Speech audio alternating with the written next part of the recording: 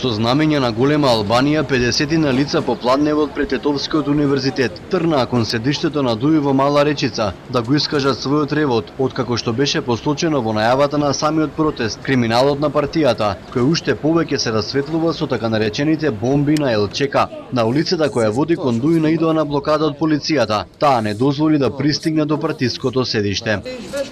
A to djed, a to su me to trupci, a to cine kine.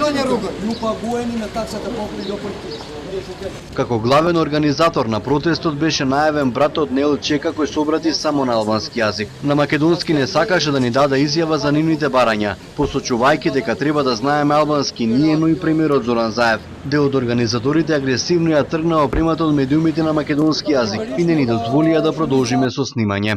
Заев нека зборуваат албански, ако не знаат нека научат. 2019. Учесниците на протестот околу половина час стоја пред блокадата на полицијата, барајќи да ги пушти кон партиското седиште на Дуј. Околу 13 часот сите протестанти мирно се разотидоа.